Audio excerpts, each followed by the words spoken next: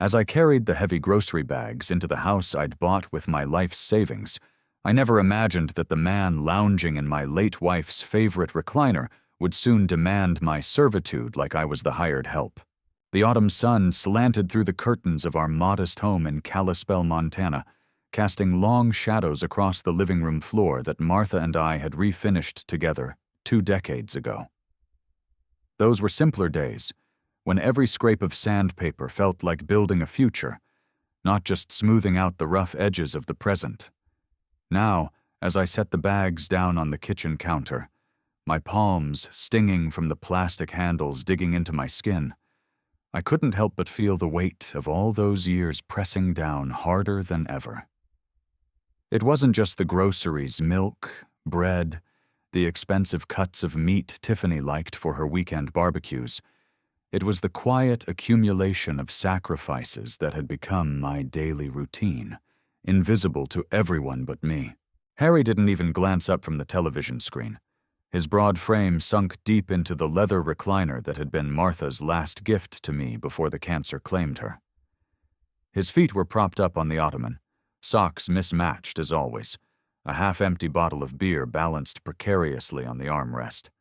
The basketball game blared, commentators shouting about slam dunks and comebacks, but Harry's attention seemed half-hearted, like everything else he did. "Grab me another beer from the fridge while you're up," he muttered, eyes fixed on the play unfolding on the screen. I paused, wiping my hands on my jeans, the fabric worn thin at the knees from years of kneeling to fix plumbing or mow the lawn, tasks I'd taken on long after retirement because someone had to keep this place running. The fridge hummed softly behind me, stocked with those Coronas he preferred, the ones I'd bought on my last trip to the store, dipping into my Social Security check to make sure he had his little luxuries. "Excuse me?" I said, keeping my voice steady, though a flicker of irritation stirred in my chest, like embers from a fire I'd long tried to bank.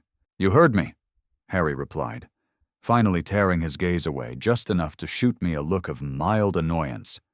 "Corona, not that cheap stuff you drink."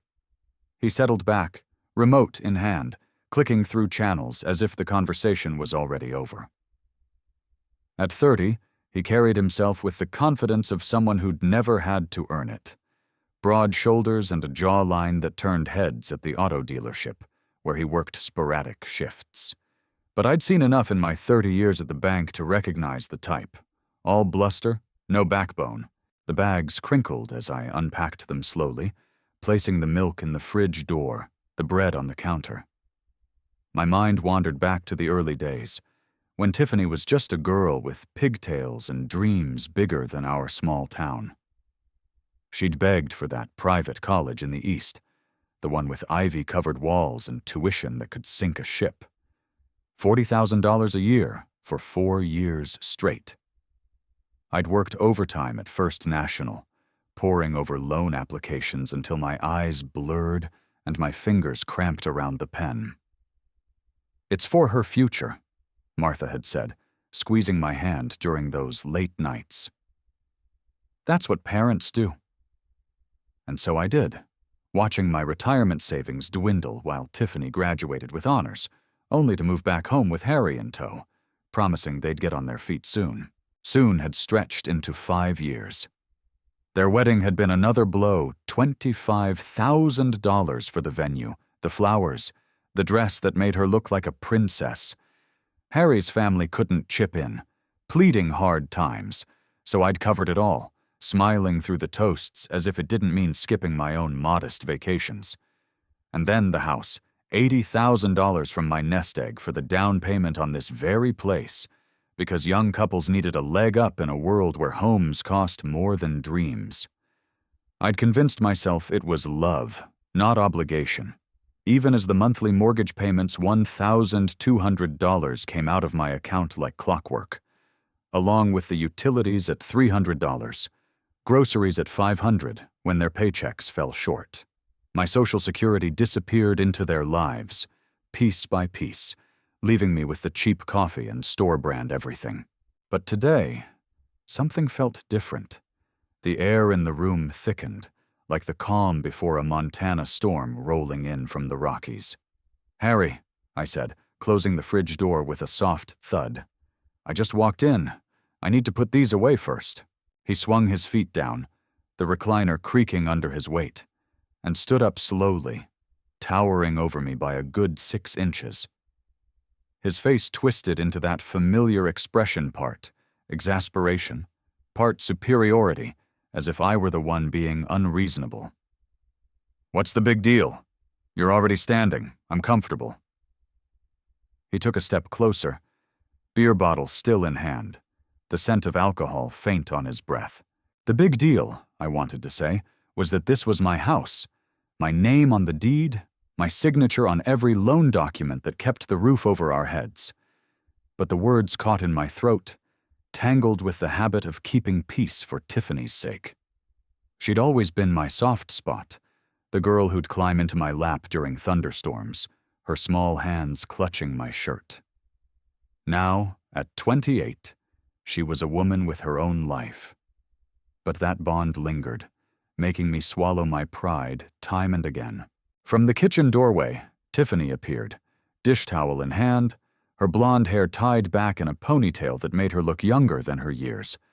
She took in the scene, Harry looming, me standing firm by the counter, and her eyes narrowed in that warning way I remembered from her teenage rebellions. "What's going on?" she asked, voice laced with the tiredness of someone mediating too often. "Your father's being difficult," Harry said, not breaking eye contact with me. "I asked him to get me a beer, and he's making it into some federal case." Tiffany turned to me, disappointment etching her features, as if I were a child throwing a tantrum over nothing. "Dad, just get him the beer. It's not worth fighting over." But Harry wasn't done. He leaned in closer, his presence filling the space like a shadow. "See, Clark, here's how it's going to work. You live in our house. You contribute. That means when I ask you to do something, you do it. No questions, no attitude. Our house." The phrase landed like a punch, knocking the wind out of me. I kept my voice level even as my heart hammered against my ribs. "This is my house, Harry.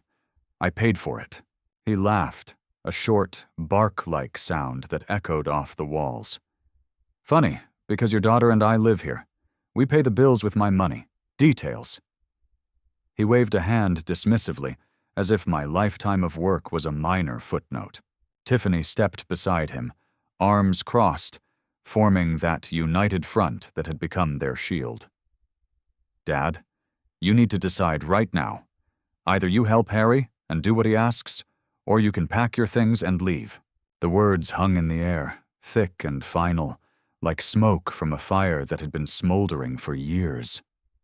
I searched her face for any trace of the little girl who'd brought me dandelions from the yard, declaring them the most beautiful flowers in the world. But all I saw was Harry's influence, that entitled gleam in her eyes, as if my sacrifices were their due. All right, I thought, the decision crystallizing in my mind like ice on Flathead Lake in winter. No more. I turned toward the hallway, leaving the groceries where they sat, the milk sweating beads of condensation on the counter. Behind me, Harry's sharp intake of breath broke the silence. Tiffany whispered, "Dad, wait."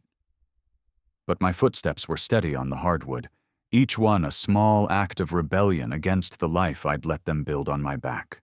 In my bedroom, the suitcase came down from the closet shelf with a soft thump, dust motes dancing in the late afternoon light. It was the same one Martha and I had taken on our honeymoon to Yellowstone, back when the world felt full of promise. Now, it lay open on the bed, ready to hold what little I needed. I packed methodically. Underwear, socks, a few changes of clothes. Not everything, just enough to start over. The photo of Martha went into the side pocket, wrapped in tissue to protect her smiling face. My medications, reading glasses, the leather journal where I tracked every expense, every dollar funneled into their lives. From the living room, urgent whispers filtered down the hall, Harry's voice rising in confusion. Tiffany's softer tones trying to calm him. They were scrambling, realizing their bluff had been called. But I didn't rush. Folding shirts with care, rolling ties neatly, I let the rhythm steady my nerves. This wasn't anger. It was clarity, sharp and cold as a mountain stream.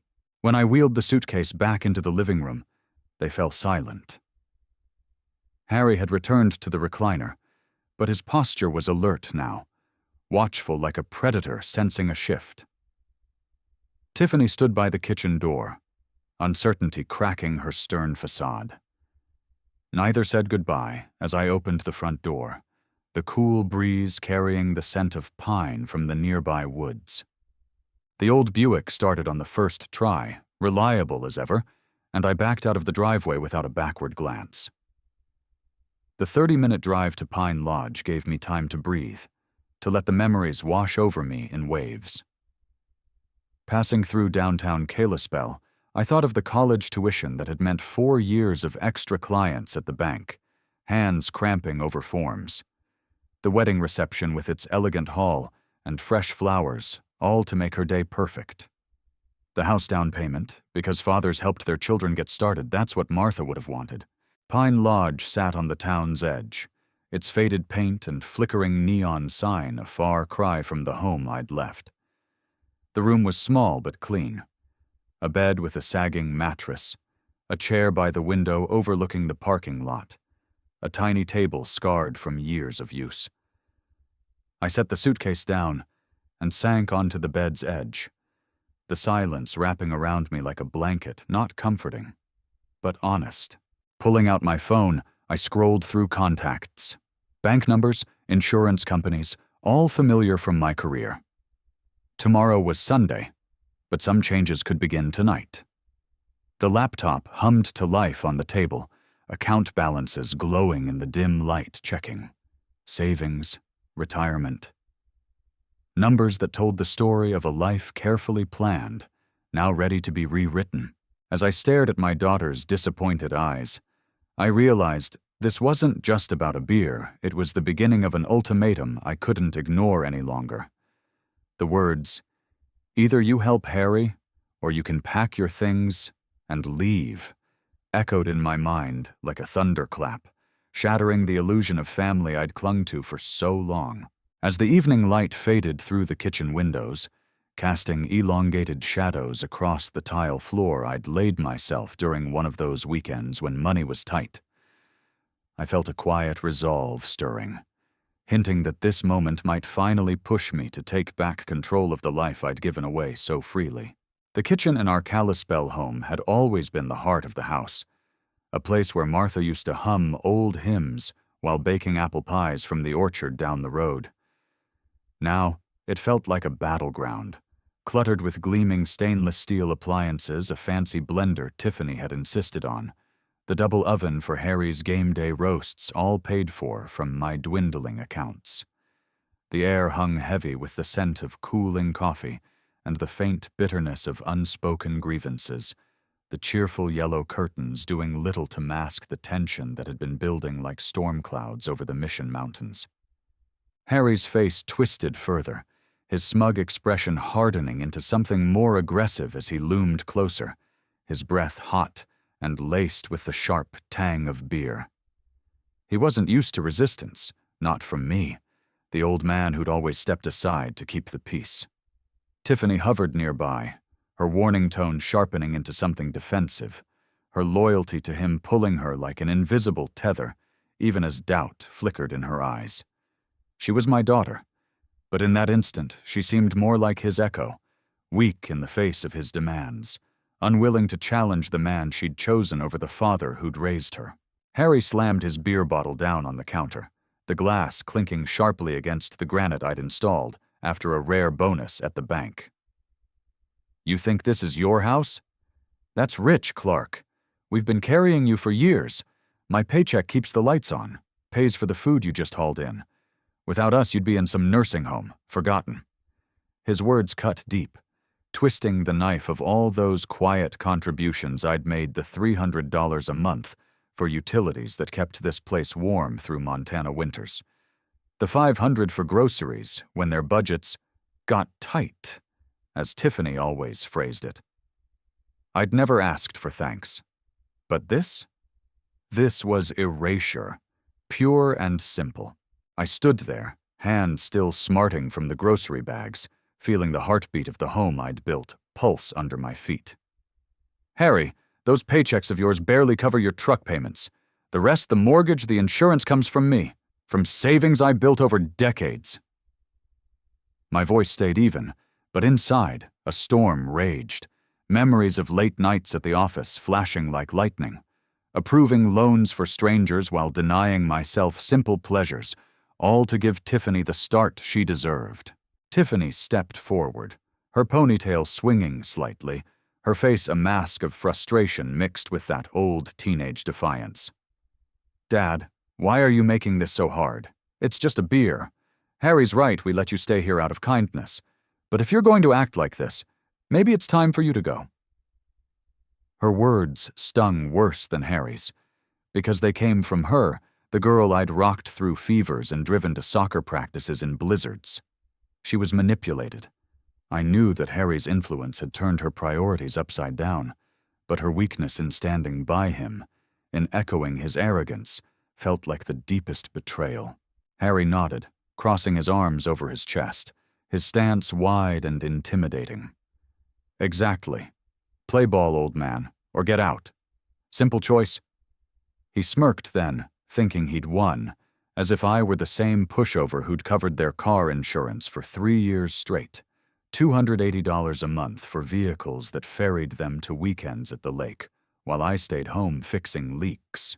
The room seemed to narrow, the walls closing in with the weight of their expectations.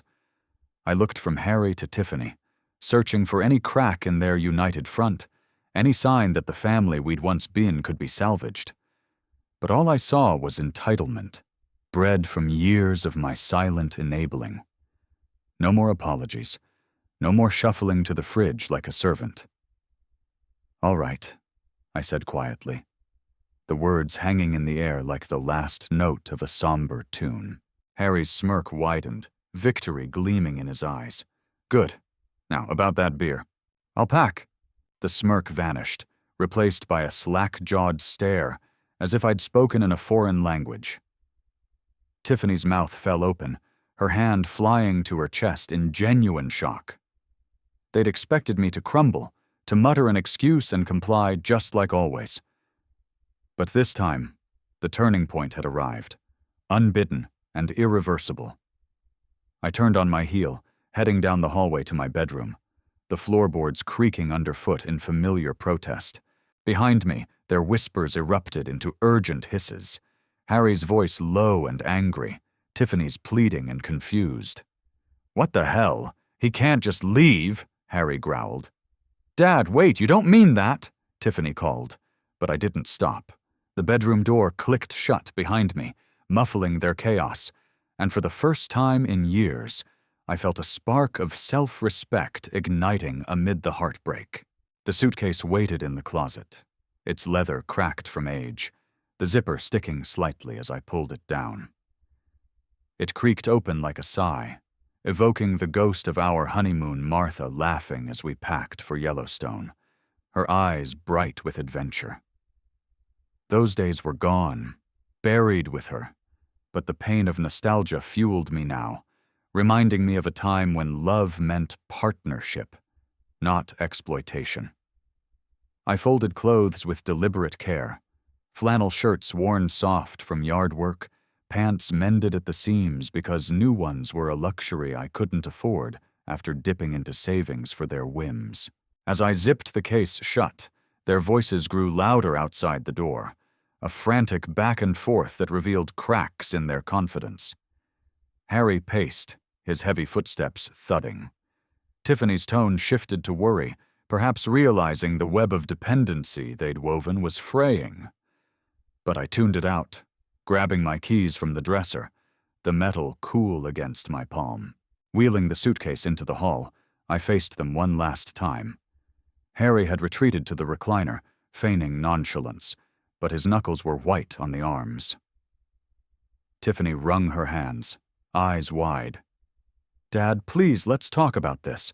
"There's nothing left to say," I replied, my voice steady as the Rockies themselves. The front door swung open to the chill evening air, stars beginning to prick the twilight sky over Kalispell. The Buick waited in the driveway, its engine turning over with that dependable rumble, a stark contrast to the unreliable bonds I'd just severed. The drive to Pine Lodge wound through quiet streets lined with aspens shedding golden leaves, the town lights twinkling like distant promises. I reflected on the insurance payments 2 cars covered under my policy, accidents I'd never cause, premiums eating into my fixed income. The utilities, the endless stream of bills that had vanished my Social Security checks into their comfortable existence. How had I let it go on so long? Love, I supposed, blind and forgiving. Until it wasn't. Pine Lodge appeared on the horizon, its sign flickering like a hesitant welcome. The clerk handed over the key with a nod, no questions asked about the late check-in. The room smelled of stale air freshener and anonymity, the bed firm under my weight as I sat, suitcase at my feet. Outside, a truck rumbled by on the highway, heading somewhere far from here. Settling into the motel's hollow silence, I opened my laptop to my bank accounts, knowing the real changes were just beginning. With each canceled automatic payment, I felt a chain loosening around my neck, but the voicemails piling up revealed just how deeply my sacrifices had enabled their deception. The gray light of Sunday morning filtered through the thin curtains of my motel room at Pine Lodge, reminding me of those early shifts at the bank where I'd crunch numbers before dawn to cover their unexpected expenses, a pattern that now whispered of revelations yet to come, ones that might expose the full extent of their hidden burdens. The motel room felt like a temporary fortress, its walls paper-thin, but offering a solitude I hadn't known in years, far from the suburban clamor of Kalispell, where every street corner held a memory of quiet concessions. The small table by the window was strewn with bank statements and insurance policies, the air carrying a faint mustiness mixed with the lobby coffee I'd brewed in the cheap machine provided. Outside, rain pattered softly against the parking lot asphalt, turning the world into a blurred watercolor of pickup trucks and distant mountains, a backdrop that mirrored my methodical unraveling of the ties that had bound me. I sat there, laptop screen casting a blue glow on my face, fingers hovering over the keys as I navigated the familiar interfaces of financial institutions I'd trusted for decades. The first call to First National went smoothly, the automated system yielding to a live representative whose voice was polite but impersonal. "Mr. Miller, confirming cancellation of the automatic mortgage payment for 847 Pine Street," she said, after verifying my details. I affirmed, citing a change in circumstances, and she processed it without question, the click of her keyboard like the turning of a key in a long, locked door. Next came the insurance Geico, where I'd bundled their Silverado and Honda under my policy, shelling out $280 monthly for peace of mind that was never mine. "Removing the vehicles effective today," the agent noted, and I could almost hear the digital severance, the policy slimming down to just my old Buick. Credit cards followed, a longer process but no less satisfying. Tiffany, as an authorized user on my Visa, MasterCard, even the Costco card balances I'd paid down month after month, $500 vanishing into purchases of designer clothes and weekend getaways I never joined. "Outstanding amounts remain your responsibility, but no new charges," the representative explained. And I agreed, feeling the weight lift as each account locked her out. By noon, 8 calls done, confirmations noted in my journal, reference numbers etched like battle scars. The life insurance policy required paperwork, but I initiated the change, redirecting the $100,000 from Tiffany to a cause that deserved it more.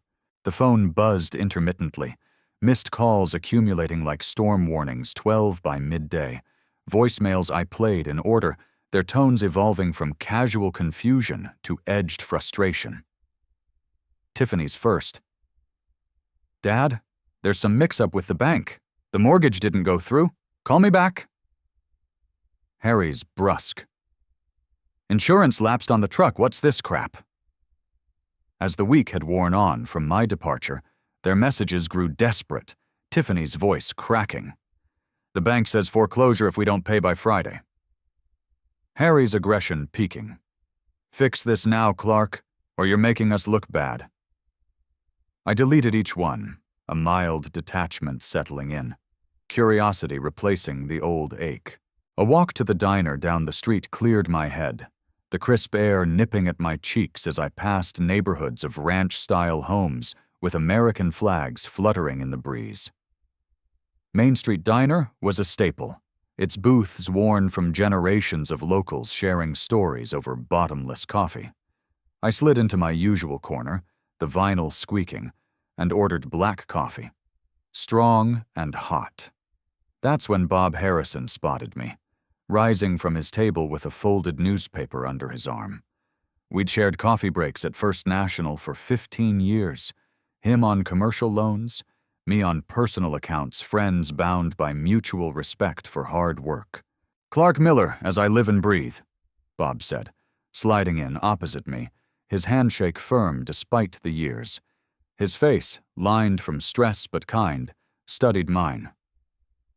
"Heard you're at Pine Lodge. Everything okay?" The waitress refilled my cup, steam rising like a veil, and I weighed how much to share. Bob was discreet, but news traveled fast in Kalispell. "Family matters," I replied, stirring in a packet of sugar slowly. "Needed space." Bob nodded, then leaned in, voice lowering. "Your son-in-law tried something shady a few months back. Home equity loan on your house, $50,000. Claimed ownership. Brought forged docs." The coffee cup halted midway to my lips, the revelation hitting like a sudden gust off Flathead Lake. "Forged? When?" "December," Bob explained, handling it personally due to the sum. Title search confirmed my sole ownership, no co-signers, but the intent deliberate fraud staggered me. Harry hadn't just been disrespectful, he'd planned to steal outright, all while living under my roof, demanding my compliance. Bob's expression darkened further. "Word is he's got gambling debts. Substantial. Detective Morrison mentioned him being a regular at Glacier Peaks Casino." Jim Morrison, from the church committee, his daughter in Tiffany's class years ago, reliable source. Bob warned caution. A cornered man could turn desperate. I thanked him, paying for the untouched coffee, mind racing as I walked back to Pine Lodge. The puzzle pieces clicked. Harry's aggression, the constant money complaints, now tied to a secret vice. Back in the room, I created a document. Harry Thompson evidence, typing Bob's details meticulously. This wasn't impulse, it was strategy, born from 30 years spotting financial red flags. The phone rang again, 22 missed calls by Friday, but I ignored them, focusing on the growing file. Their desperation was palpable in the messages I sampled. Tiffany pleading, Harry alternating threats and false remorse. But knowledge was power, and I had it now. Bob's disclosure of the deliberate fraud attempt for $50,000 staggered me with the premeditation and linking it to rumored gambling debts, igniting my resolve to dig deeper. As I jotted down notes on Harry's potential casino habits, a knock at the door announced their unexpected visit, forcing me to decide how far my boundaries would hold. The security footage of Harry lurking outside my motel door sent a chill through me, but it was the confirmation of his gambling debts that turned my resolve into a weapon. The midweek rain had eased into a drizzle by the time I stepped out of Pine Lodge, the damp air carrying the earthy scent of fallen leaves from the nearby woods, a reminder of those endless evenings I'd spent reviewing client files after hours to keep their world afloat, now pointing toward the legal steps that could dismantle it all. Flathead County Courthouse loomed at the edge of downtown Kalispell, its red brick facade solid and unyielding against the overcast sky, a symbol of the steadfast justice I'd come to seek after too many years of turning the other cheek. Inside, the clerk's office hummed with quiet efficiency, filing cabinets lining the walls, the soft clack of keyboards mingling with muffled conversations from adjacent rooms. It was the kind of place where small-town disputes got sorted, where deeds and documents held more weight than words, and today it felt like an ally in my quiet campaign. The middle-aged clerk behind the counter adjusted her glasses as I laid out the paperwork, her eyes scanning the property deed with practiced detachment. "Mr. Miller, this eviction notice for your daughter and son-in-law, you understand the implications?" she asked, her tone neutral but probing. I nodded, explaining the breached verbal agreement. Mutual respect and shared contributions, both long violated. She stamped the forms with a resounding thud that echoed like a judge's gavel, affirming my sole ownership in black ink. 30-day notice starts today. Sheriff's Department will serve within 48 hours if uncontested. I collected my copies, the papers crisp in my hand, a tangible step toward reclaiming what was mine.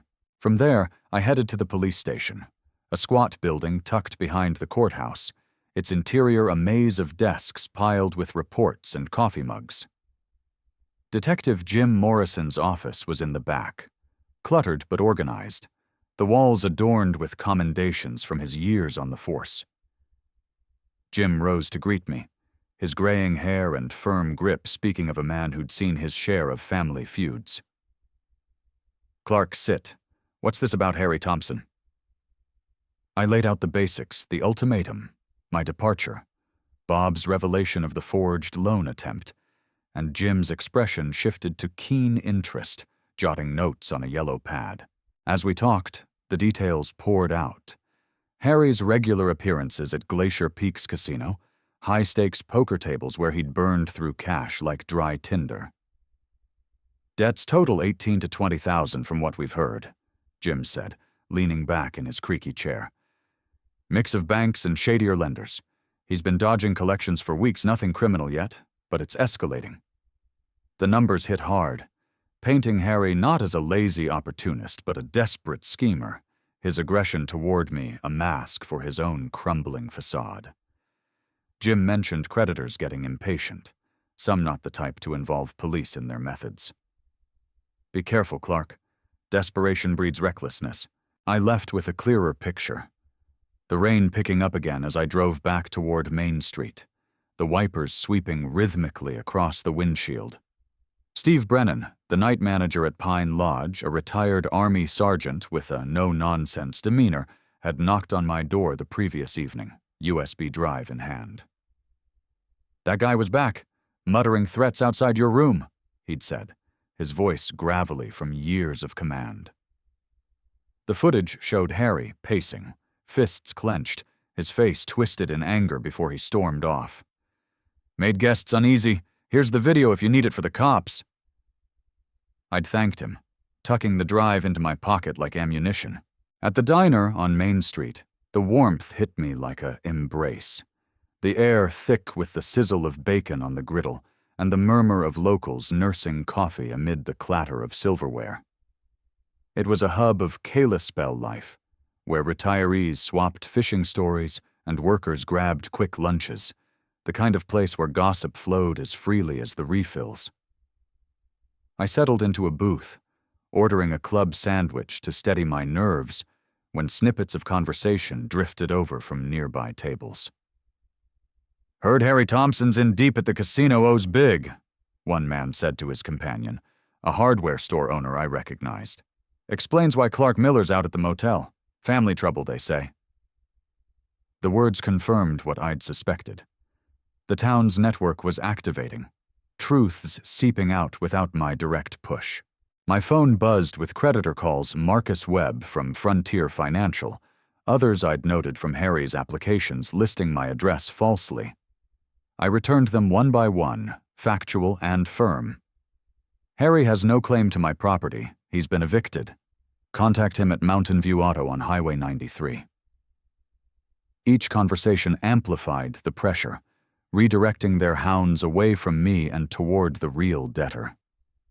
By the third call, a sense of momentum built, my banking knowledge turning into a shield and sword. The confrontation came sooner than expected. Back at Pine Lodge, as I reviewed the eviction papers in my room, a sharp rap echoed at the door. Through the peephole, Harry and Tiffany stood there, disheveled, her sweater wrinkled, his work clothes rumpled, both wearing the hollow look of sleepless nights. I opened the door but blocked the threshold, keeping distance. "What do you want?" Tiffany's eyes were red-rimmed, her voice pleading. "Dad, we need to talk. This is getting out of hand. The bank, the insurance, now creditors calling non-stop." Harry pushed forward, face flushed.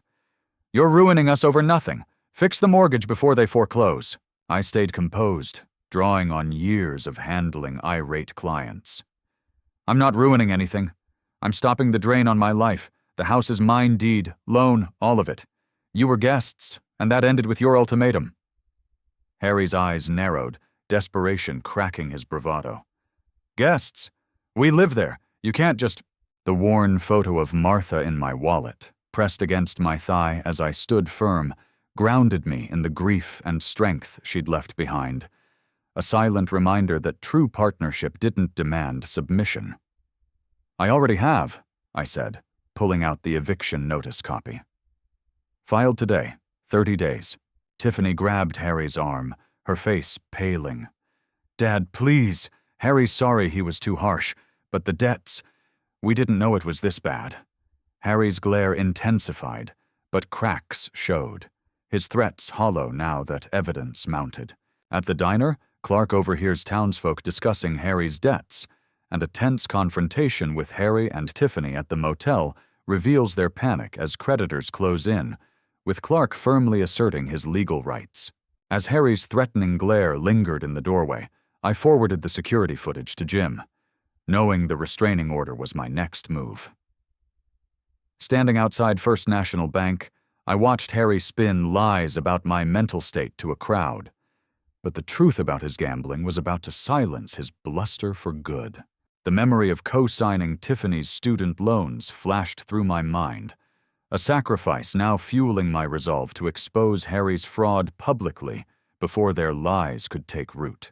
Downtown Kalispell buzzed with the energy of a Friday afternoon, the sidewalks alive with shoppers bundled against the crisp November chill, their breaths visible in the air like fleeting secrets.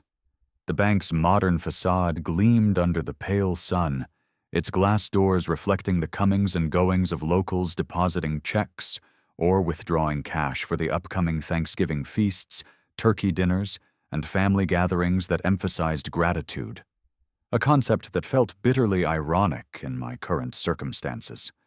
Nearby, Annie's coffee shop exhaled steam from its vents, the aroma of fresh brews mingling with the faint scent of wood smoke from chimneys across the street, heightening the pre-holiday anticipation that made every whisper of scandal travel faster. Harry stood at the center of a small gathering outside the bank, his voice carrying loud and insistent, drawing curious glances from passers-by. He was in full performance mode, gesturing wildly, his face flushed with feigned outrage. "The old man's lost it senile, throwing us out over nothing," he proclaimed to the cluster of customers and onlookers, a mix of retirees and off-duty workers who'd paused in their errands. Tiffany lingered at his side, her expression torn, shifting her weight uncomfortably, as if caught between defending him and retreating into the shadows. The townsfolk murmured among themselves, some nodding sympathetically at first, others exchanging skeptical looks people I'd known for years, from church suppers to hardware store chats, their faces etched with the wisdom of lives lived in close-knit community. I approached from across the street, my steps measured, the restraining order paperwork fresh in my coat pocket from Jim's fast-tracking earlier that day. The order prohibited Harry from coming within 500 feet of me or the property, a legal barrier I'd secured after his motel lurking, backed by Steve's footage and witness statements. But here he was, spinning his web, unaware that the tide had turned. Mrs. Henderson, the church mailing committee stalwart with her sharp eyes and sharper tongue, hovered on the fringe of the group, her scarf wrapped tightly as she absorbed every word, ready to disseminate the accurate version later. Harry spotted me mid-rant, his eyes narrowing as he amped up the drama. There he is, the man who abandoned his pregnant daughter, kicked us out because of some breakdown, refuses to help with a family emergency. The crowd shifted, faces turning toward me, a ripple of surprise spreading like wind over wheat fields. Pregnancy? That was new, a desperate ploy that twisted something deep in my gut, paternal instincts flaring despite the suspicion it was another manipulation. I stopped at the edge of the group, my voice calm and carrying over the murmurs. Hello, Harry. Spreading stories again? The bank's glass doors caught my reflection, determined, unyielding, a far cry from the enabling figure I'd been for too long.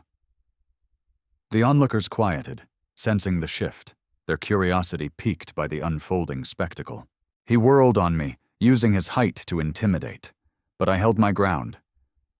You crazy old fool, telling everyone I'm a gambler? It's you who's unstable dementia or spite, leaving us high and dry. Tiffany touched his arm, whispering something urgent, her face pale, but he shrugged her off, emboldened by the audience. The crowd grew, a few more joining from the coffee shop across the way, mugs in hand as they craned to listen. I pulled out my phone, scrolling to the notes I'd compiled evidence from Bob, Jim, the creditors' confirmations. $18,000, Harry. That's what Detective Morrison estimates you owe mostly from poker at Glacier Peaks. And the forged loan application for $50,000 on my house? Bob Harrison at this very bank rejected it, flagged it as fraud. Gasps rippled through the listeners, eyes widening as pieces connected. A man in a flannel jacket muttered, I knew something was off, saw him at the casino last month, betting big. Mrs. Henderson nodded vigorously, her voice piping up. Clark's been supporting them for years, college, wedding, the works. And this is how they repay him? She turned to a neighbor, elaborating in hushed tones that carried, nonetheless, the small-town grapevine activating in real time. Harry's face purpled, his bluster faltering as he stepped closer. Lies! You're making this up to cover your abandonment. Tiffany's pregnant and the stress could make her lose the baby all because of you. Tiffany's eyes darted away, her hand instinctively going to her stomach, but the gesture seemed rehearsed, lacking the genuine protectiveness I'd seen in Martha during her own pregnancy. I met his gaze steadily, pulling out the folded restraining order. This says otherwise. Signed by Judge Morrison this morning, no contact, no approaches. And as for the pregnancy, congratulations, if it's true. But I've called Dr. Richards' office. They'll confirm any real medical needs. Tiffany flushed, her conflict evident, torn between Harry's arm-pulling insistence and the truth staring her in the face. The crowd's murmurs turned against Harry, whispers of gambling debts and fraud circulating like currency. A woman from the bank staff poked her head out, frowning at the commotion. Everything all right out here? She asked, but her eyes lingered on me with recognition I'd helped her with a loan years back. Harry sputtered, pointing a finger. You senile bastard, you can't just destroy our lives. But the aggression backfired. The onlookers shifted away from him, some pulling out phones to text the news, the community's judgment swift and unspoken. Tiffany's phone call came later, as I sat in Annie's coffee shop, nursing a decaf amid the chatter of locals dissecting the scene. Dad, pick up. I'm pregnant. The doctor's worried about complications from all this stress. Her voice cracked convincingly, but the timing reeked of calculation, a last-ditch emotional hook to reel me back in. I listened to the message, hesitation gripping me, the old protective urge surging, memories of Tiffany's childhood illnesses flashing by. But doubt won out. It felt too convenient, too aligned with Harry's smears. Which doctor? I texted back. But no response came immediately. Around me, the coffee shop buzzed. "Harry owes all over town," one patron said. "Clark deserves better after all he's done." Mrs. Henderson slid into a nearby booth, leaning over. "The truth's out now, dear. People are talking about the tuition, the house payments. You've got support." The legal wheels turned faster after that. Jim confirmed the order's service, Harry's violations noted for potential arrest. But Tiffany's claim lingered, testing the last threads of my loyalty to her, forcing me to weigh heart against hard-learned wisdom. In a heated exchange, Clark publicly challenges Harry with precise financial figures and fraud evidence, leaving him speechless as the crowd turns against him, cementing Clark's reclaim of narrative control. As Harry stormed off, Tiffany's desperate call about a supposed medical emergency left me wondering if she'd ever choose truth over her husband's lies. Tiffany's trembling voice at the church podium marked the first time in years I saw my daughter. Not as a stranger, but as someone who might still learn what family truly means. The dandelions Tiffany once wove into crowns as a child echoed in my memory, a faint hope that her public apology could be the start of rebuilding what we'd lost. St. Mark's Lutheran Church stood steadfast on the edge of Kalispell, its steeple piercing the clear, cold Sunday morning sky just days before Thanksgiving, when families across Montana would gather around tables laden with stuffing and cranberry sauce to count their blessings.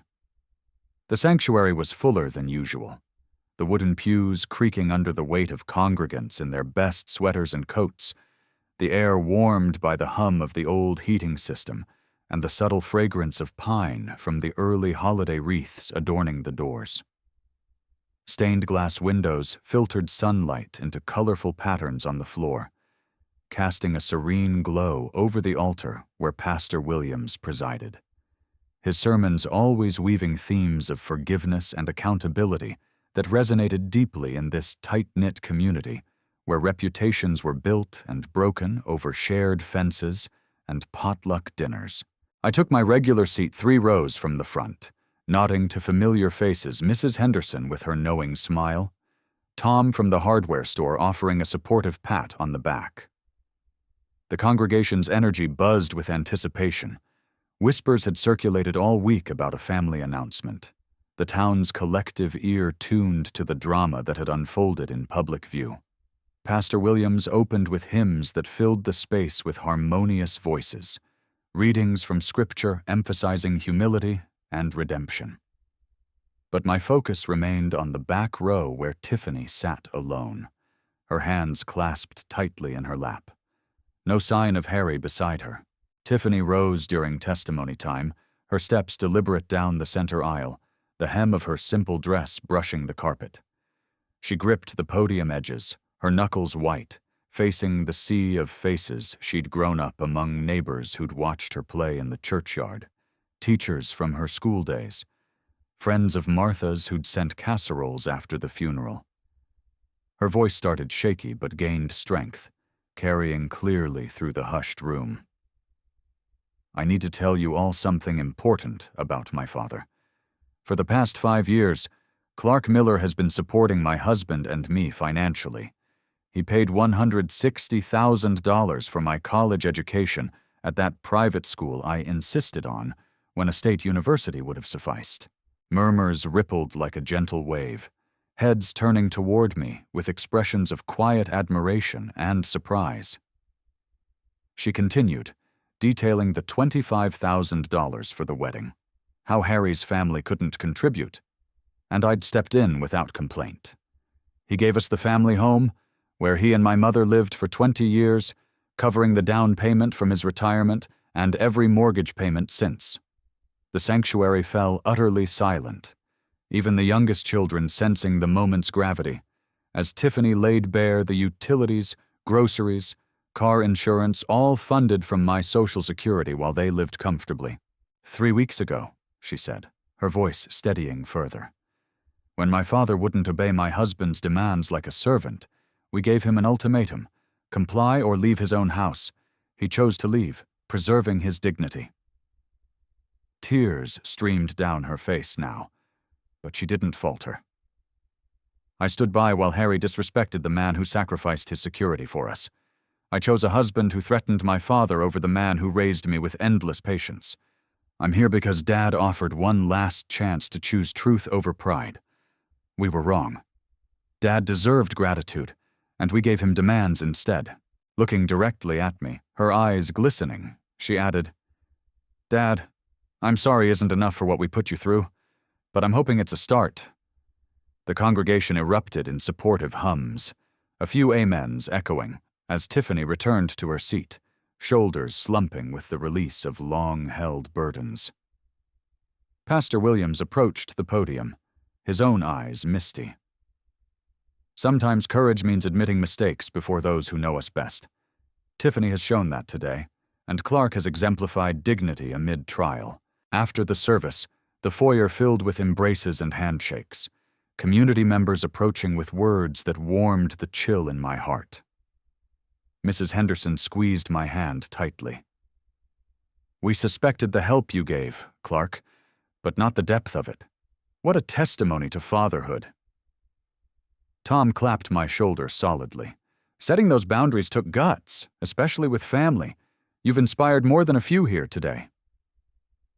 Their support felt like a balm, validating the lonely path I'd walked these weeks, the town's collective wisdom separating fact from the fiction Harry had tried to peddle. Tiffany waited outside under the church's awning, the cold wind tugging at her coat as she approached me hesitantly. "The letter to the Tribune runs Wednesday, full details, just like you asked, and the Facebook post tonight, visible to everyone." She paused, glancing at the ground. "Harry left yesterday. Packed his truck while I was out. No note, no goodbye. Gone to escape the creditors, I guess. I wasn't surprised. Men like him fled when facades crumbled, leaving others to clean the mess. I'm sorry it ended this way for your marriage." She shook her head slowly. "I'm not. Filed for divorce this morning. Found out he'd used my credit for more gambling debts worse than we knew." Her admission hung between us, a bridge tentatively forming over the chasm of betrayal. 3 months passed in a blur of quiet transformation.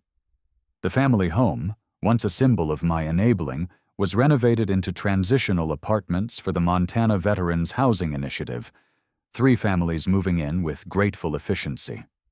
Staff Sergeant Maria Santos, back from deployment, herded her kids toward the new playground equipment donated by local businesses, her thanks sincere.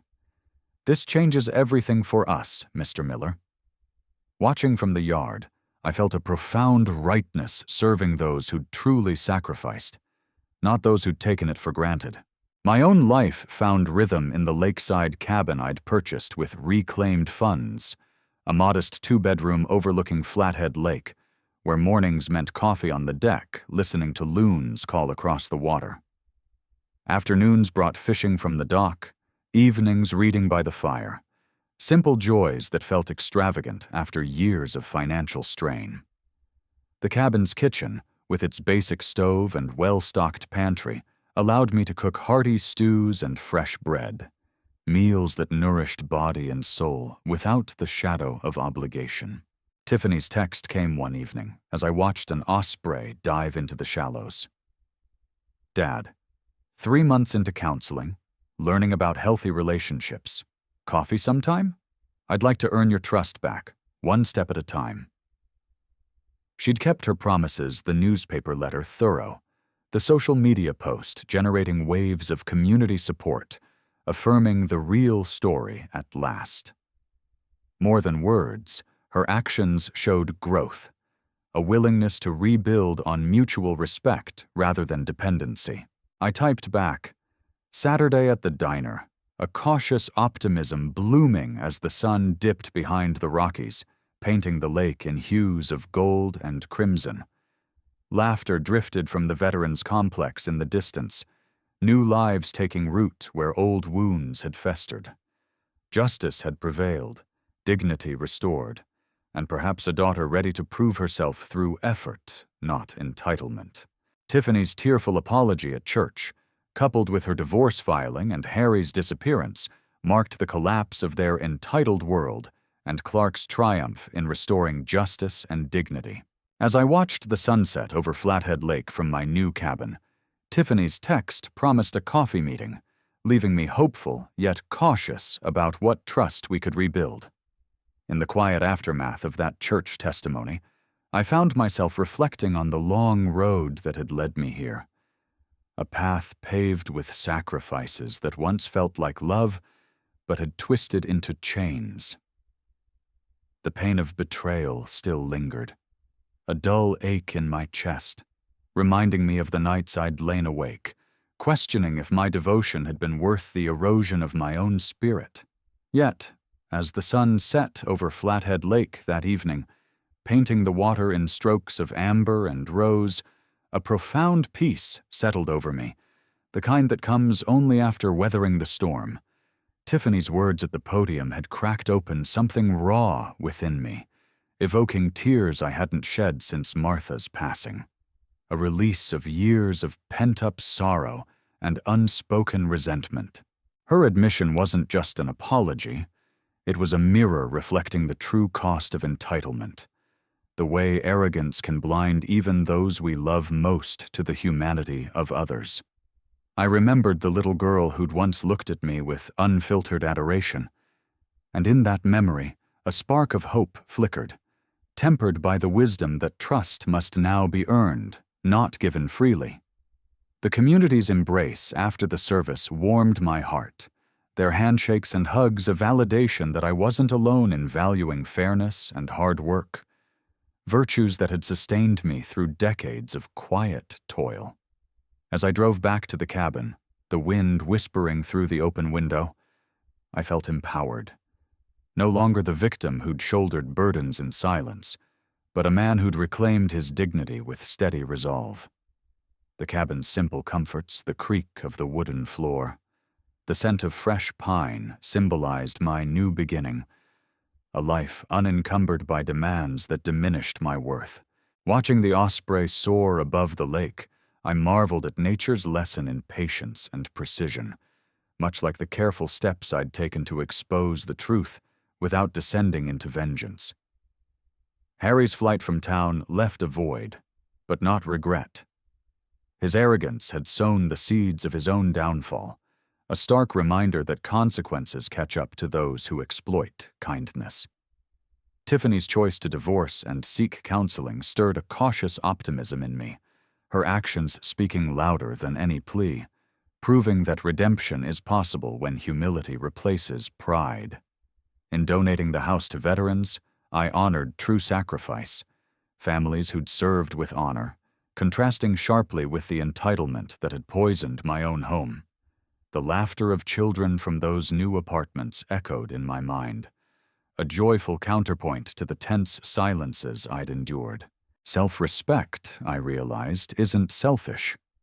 It's the foundation upon which genuine relationships are built, allowing love to flourish without resentment. Setting boundaries had been my hardest act, yet it freed me from the cycle of giving until nothing remained of myself.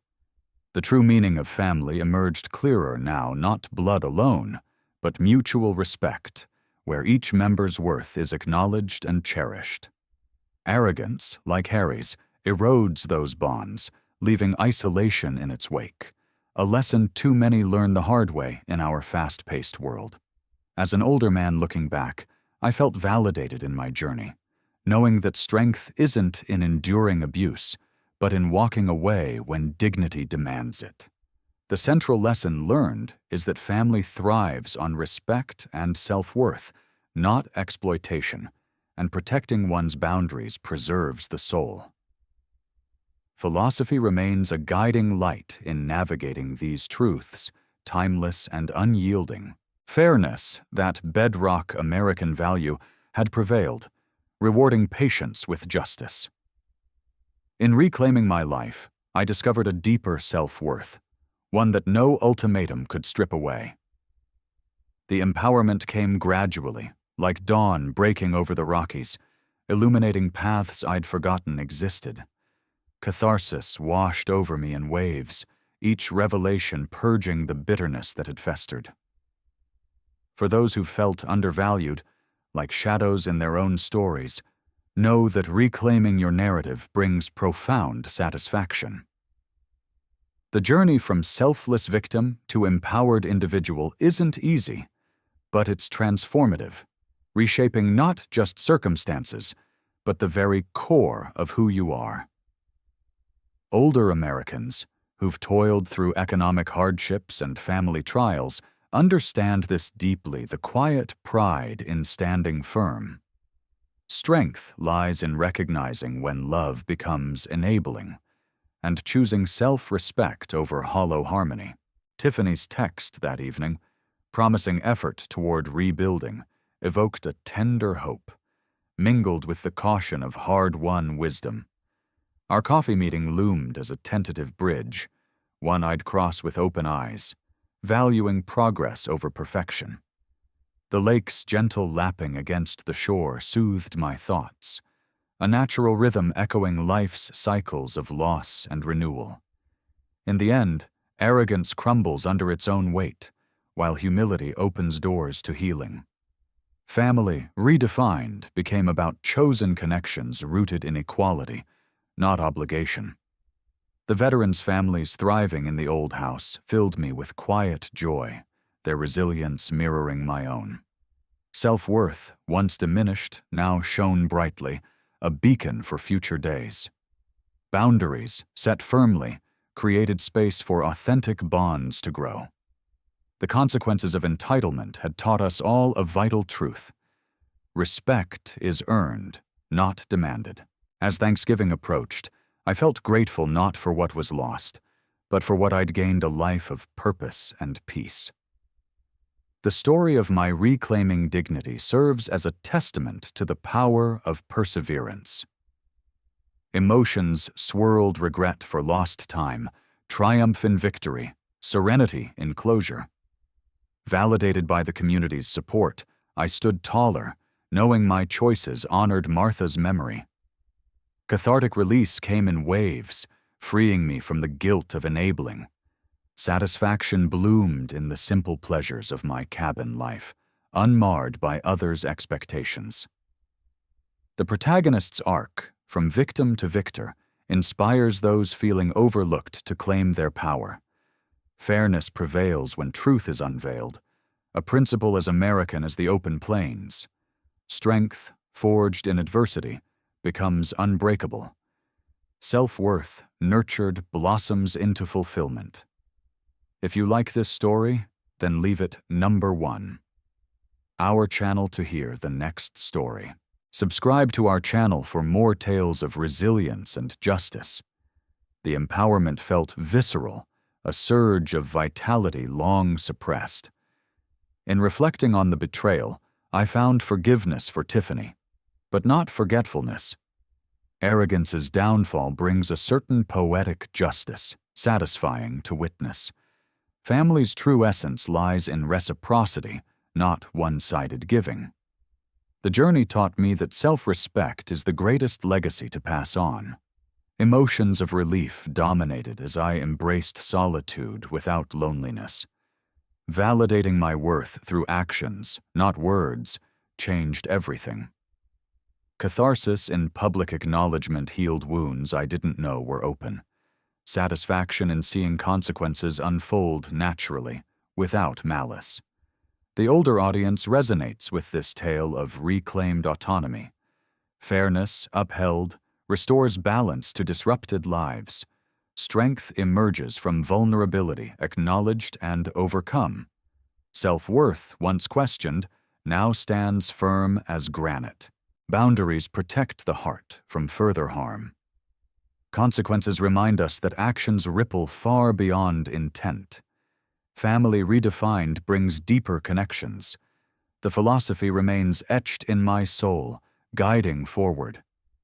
Triumph in small victories accumulates to profound change. Hope flickers for Tiffany's growth, cautious but real. Peace settles like snow on the mountains, pure and undisturbed. If you enjoyed this emotional journey, share your thoughts below. Leave a like if it touched your heart. Subscribe to our channel for stories that empower and inspire.